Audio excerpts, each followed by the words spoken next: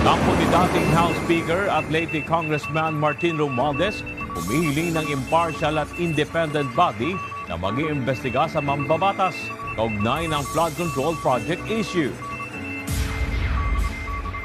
Kampo ni dating Senador Ramon Bong Revilla Jr. kumpiyansang makakapagpiyansa sa kasong malversation. Resulta ng bail hearing, inaasahang ilalabas sa May 6.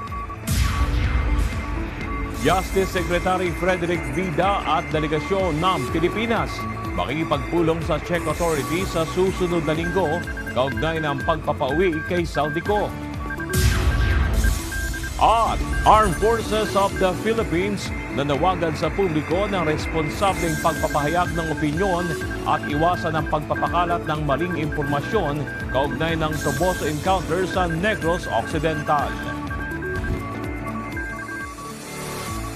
Padala ng 4 na pahinang sulat ang mga abogado ni dating House Speaker at Leyte 1st District Representative Martin Romualdez sa Office of the Ombudsman. Ito ay upang formal na hilinging huwag nang sumali ang Ombudsman sa anumang preliminary investigation laban sa dating House Leader. Isinasangkot si Romualdez sa anomalya sa budget insertions at flood control projects. Sa sulat, iginiit ng mga abogado ni Romualdez na ang ilang public statements ni Ombudsman Crispin Remulla ay laban na sa kanilang kliyente dahil tila nakapagpasya na itong usigin ng mambabatas sa kasong plunder kahit wala pang naisasagawa o natatapos na paunang investigasyon. Gayon din si Assistant Ombudsman Rico Clavano na tinawag namang master plunderer si Romualdez. Kaya naman hinihiling ng mga abogado ng dating House Speaker na isang impartial at independent body o officer ang magsagawa ng preliminary investigation sa kongresista sa halip na ang Ombudsman. Wala pang tugon kaugnay ng issue ang Office of the Ombudsman. Samantala, kabilang naman si Batangas 1st District Representative Leandro Legarda Leviste sa nag-aabang sa pagsasapubliko ng affidavit ni Representative Romualdez kaugnay ng mga nalalaman nito sa budget insertions at flood control projects. Ngunit may puna ito sa anay tila pananahimik ng mga kapwa kongresistang sumusuporta sa dating House Speaker. Pansin-pansin na kahit na ang majority ng Kongreso ay sumuporta at sumusuporta kay dating Speaker Romualdez, tila na maingat ang ibang mga kongresista na magkomento sa video message ni Speaker Romualdez. Nasa Sandigan Bayan 3rd Division na ang desisyon kung pagbibigyan ang hiling na makapagpiyansa ni na dating Senador Ramon Bong Revilla Jr. at mga kapwa-akusado na mga dating opisyal ng Department of Public Works and Highways Bulacan 1st District Engineering Office. Kahapon, tinapos na ng korte ang 10 araw na bail hearings para sa kasong malversation ng mga akusado. Buo naman ang tiwala ng kampo ni former Senator Revilla na papabor sa kanila ang magiging desisyon ng hukuman. We will not preempt what the court's assessment will be, but we are very confident in our position. Nakita nyo naman, I don't know if it's your opinion, it's my opinion, we may differ. But as far as the defense is concerned, Samantala, kailangang personal na dumalo si dating Pangulong Rodrigo Duterte sa trial ng kanyang kasong Crimes Against Humanity base sa Article 63 ng Rome Statute. Ayon sa ICC, nakasaad sa Rome Statute na kailangan ang presensya ni Duterte sa trial. Panatandaang humarap si Duterte sa Pre-Trial Chamber 1 noong March 2025. Ngunit sa pamamagitan lamang ng online, kaya din sa hearing sa confirmation of charges laban sa kanya noong Pebrero. Ipinagbabawal sa Article 63 ng Trials in Absentia upang matiyak ang pantay na pagdinig.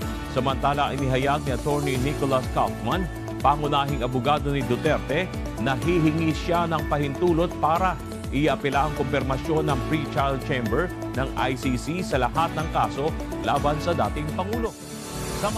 Nakarating na sa Czech Republic sina Justice Secretary Frederick Vida at Chief State Counsel Attorney Dennis Arbinchan kahapon. Bukod dito, ngayong weekend din inaasahang darating sa naturang bansa ang mga kinatawan naman mula sa Philippine Center on Transnational Crime o PCTC upang makipag-usap sa Czech authorities para sa posibleng pagpapauwi kay Saldico. Sa ngayon na inaasikaso na ng Embahada ng Pilipinas ang schedule para makausap nila ang kanilang counterpart official sa naturang bansa. Ayon kay Justice Secretary Frederick Vida, direktiba sa kanila ni Pangulong Ferdinand Marcos Jr. na alamin ang mga kinakailangang legal na proseso para mapauwi na sa Pilipinas ang dating mambabatas. Para po matungkol itong sakit tungkol din sa pagpapauwi ko sa akusado ko. Ayon pa sa kalihim, isa sa nakikita nilang pagsubok para maibalik sa Pilipinas si Ko ay ang mga ipinatutupad na batas sa naturang bansa. Challenging would be, siyempre, we need to deal with and respect the authorities of other sovereign states. No? We need to be familiar and we need to recognize the peculiarities of their system. No? The challenge also is distance, di ba? Naturang pagpupulong din malalaman kung papayagan sila ng Czech officials na makita o makausap si Saldico. Kung ito ay papayag sa mga pagkakataon na binibigay at sa panturan ng kanilang tinatawag natin data privacy nila, di ba? Yung mga panturan nila kung Respeto ng Armed Forces of the Philippines ang karapatan ng publiko para sa malayang pagpapahayag ng saloobin of freedom of expression. Ngunit ayon sa AFP, dapat ay gamitin ang kalayaang ito ng may buong responsibilidad at naaayon sa katotohanan. Ang pahayag ng AFP ay kasunod ng protesta ng ilang grupo laban sa operasyon ng militar sa Toboso, Negros Occidental na ikinasawi ng 19 na individual. Nanindigan ang hukbong sandatahan na lehitimo at batay sa intelligence report ang isinagawang operasyon upang protektahan ang komunidad sa anumang banta ng komunistang New People's Army o NPA. Nakiusap rin ang AFP sa publiko na iwasan ang pagpapakalat ng maling impormasyon at sa halip ay tumulong upang mapanaig ang katotohanan at mapanatili ang kapayapaan sa bansa. Binigyang diin naman ni AFP Chief of Staff General Romeo Browner na sino man ang magpapaputok sa tropa ng pamahalaan ay ituturing na kalaban. Once you start firing against our government forces, then you're a combatant and of course, no? Kasama ka sa paring maging casualties.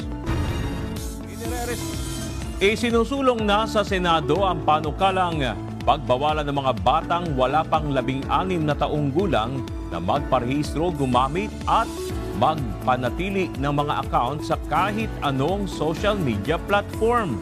Sa panukala ni Senator Win Gatchalian, sinabi nito na panahon na upang protektahan ang mga kabataan mula sa pinsalang dulot ng social media. Ang naturang panukala ay pagsunod ng halimbawa ng iba't ibang bansa gaya ng Australia noong 2025 at kamakailan sa bansang Indonesia. Sa ilalim ng panukala ni Gatchalian, magiging mandato na sa mga social media platform providers na magpatupad ng mga age at identity verification systems. Magsagawa ng regular na mga audit upang ma-deactivate ang mga accounts ng mga users na wala sa wastong gulang at magpatupad ng mga reporting at response mechanisms para sa underage access. Opisyal nang nagretiro sa serbisyo si Rear Admiral Roy Vincent Trinidad matapos ang ilang dekadang paglilingkod sa Philippine Navy. Isinagawa ang kanyang retirement ceremony sa Naval Station Jose Andrada sa Taguig City noong April 23. Pinangunahan ng seremonya ni Vice Admiral Jose Ma Ambrosio Espeleta, Flag Officer in Command ng Philippine Navy, kung saan kinilala ang mahalagang ambag ni Trinidad bilang Naval Inspector General at bilang tagapagsalita ng AFP para sa West Philippine Sea.